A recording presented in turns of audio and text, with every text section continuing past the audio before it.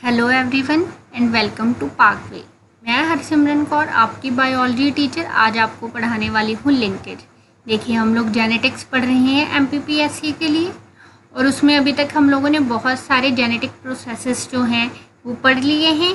Now we know what are chromosomes. Chromosomes के बारे में भी पढ़ लिया है।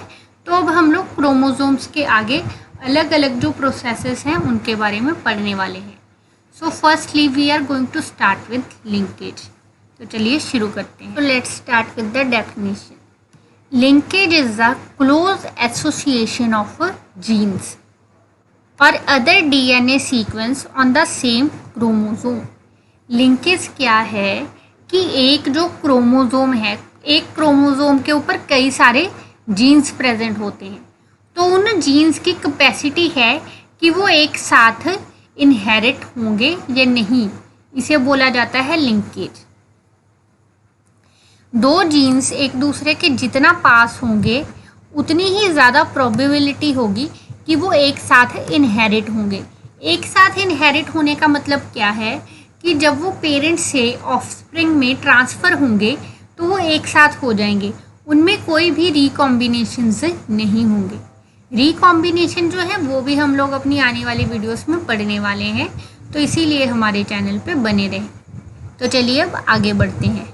लिंकेज को पढ़ने से पहले हम लोग एक टर्म और पढ़ेंगे, that is crossing over. Linkage को पढ़ने से पहले पढ़ेंगे हम लोग क्रॉसिंग ओवर, और क्रॉसिंग ओवर जो है वो पढ़नी ज़रूरी है ताकि आपको लिंकेज और रिकॉम्बिनेशन दोनों समझ आ जाए।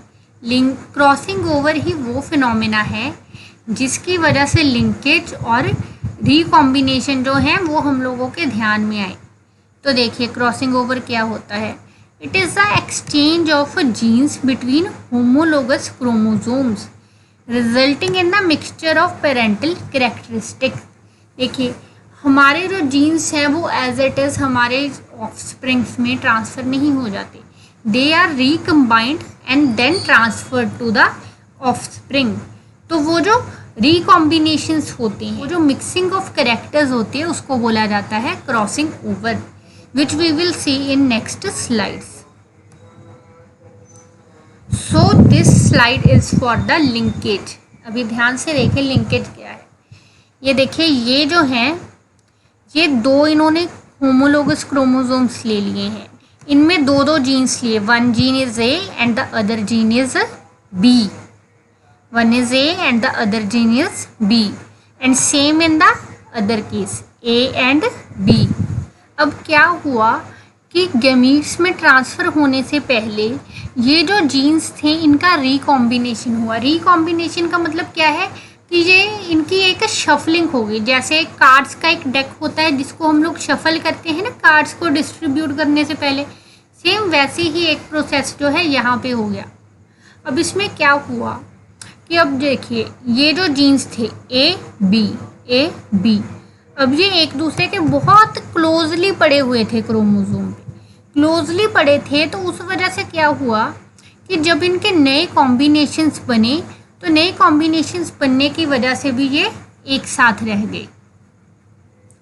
अगर आप इसको और आसानी से समझना चाहते हो ना तो ऐसे मान के चलो, क्योंकि कई बार क्या होता है कि बच्चे जब स्कूल कंप्लीट कर लेते हैं और कॉलेज जाने लगते हैं तो जो बहुत पक्के दोस्त होते हैं, बहुत ज़्यादा पक्के दोस्त जिनमें बॉन्डिंग बहुत स्ट्रॉन्ग होते हैं, एक दूसरे के क्लोज होते हैं, वो क्या सोचते हैं कि हम लोग एक ही कॉलेज में चले जाएंगे।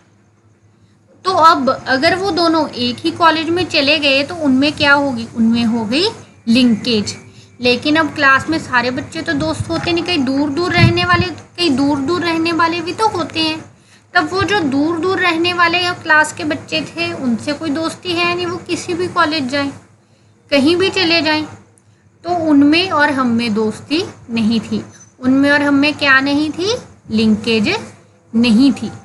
सो ये है लिंकेज का ओवरऑल फिनोमिना कि दो जीन्स एक क्रोमोसोम के ऊपर जितने पास पास पड़े होंगे वो उनके उतने ही ज़्यादा चांस हैं कि वो ऑफस्प्रिंग में भी, चाइल्ड में भी सेम सीक्वेंस में प्रेजेंट होंगे, और वो जितने एक दूसरे से दूर होंगे, जैसे कि यहाँ पे जितने एक दूसरे से दूर होंगे उतने ही उनके अलग अलग इनहेरिट होने के चांस होंगे। जैसे ये देखिए, ये ए यहाँ पे पड़ा है and then B is here, तो अब इनकी क्रॉसिंग ओवर हुई। ये देखिए, ये जो है ना, ये दिस इज क्रॉसिंग ओवर, और क्रॉसिंग ओवर होने से ही क्या बनते हैं, क्रॉसिंग ओवर होने से ही बनते हैं नए डीएनए सीक्वेंसेस। तो क्रॉसिंग ओवर हुई इनकी, क्रॉसिंग ओवर होने से क्या हुआ कि अब ये जो पॉइंट बना, यहाँ पे दो सिस्टर क्रोमैटिड्स ने एक दूसरे को टच किया, इसको बोलते हैं कियाज़मा, इसको बोलते हैं कियाज़मा। जो कियाज़मा पॉइंट है वहीं पे जो जीन्स हैं, जीन्स का लेन देन होता है, जीन्स से इंटरचेंज होते हैं एक क्रोमोसोम से दूसरे क्रोमोसोम्स में। अब देखिए, यहाँ पे जो बी है, दूर दूर पड़े थे बी जीन्स, तो जब नए जीन्स बने, नए क्रोमोसोम बने, उसमें ये देखिए, ये जो ए है, इस ए से इसका बी दूर हो गया, इस ए से इसका भी दूर हो गया। ऐसा क्यों हुआ? What is the reason behind this? The reason is क्योंकि ये बहुत दूर दूर पड़े थे, इसीलिए जब इनका रिकॉम्बिनेशन हुआ तो ये अलग हो गए, क्रॉसिंग ओवर के दौरान ये अलग हो गए। अब वहीं पे अगर ये जो जीन्स हैं यहाँ पे पड़े होते, the B was here, B यहाँ पे होता, तो क्या होता, रिकॉम्बिनेशन फिर से यहीं पे हो जाता और ये जो दोनों क्रोमोसोम्स हैं ये अलग नहीं होते। लेकिन यहाँ पे एक चीज़ आप लोगों को याद रखनी है, वो ये कि ज़रूरी नहीं है कि जो कियाज़मा है वो हर क्रोमोसोम के सेम पॉइंट पे फॉर्म हो। जैसे यहाँ पे फॉर्म हुआ, यहाँ भी फॉर्म हो सकता है वो यहाँ पे फॉर्म हो जाए। या फिर अगर दूसरा क्रोमोसोम, दूसरा जीन जो है यहाँ पे था, तो हो सकता है कि इस पॉइंट पे जाके क्रॉसिंग ओवर हो जाए।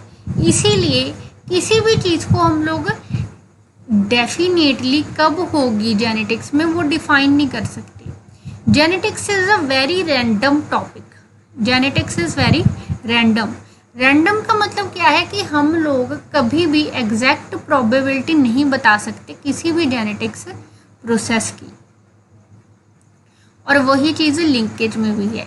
लिंकेज में सिर्फ एक अजम्पशन है, सिर्फ एक प्रोबेबिलिटी है कि अगर दो जीन्स जितने पास पास हैं उतने ही उनके चांस है एक साथ इनहेरिट होने के। अगर वो दूर होंगे, जितने जीन्स एक दूसरे से दूर जाते जाएंगे उतनी ही ज़्यादा उनकी टेंडेंसी एक साथ इनहेरिट होने की कम होती जाएगी। So this is linkage. I hope you liked this lecture. If you do so, then please hit the thumbs up, share this video in your friends and do subscribe to our channel Parkway Education Network. Thank you.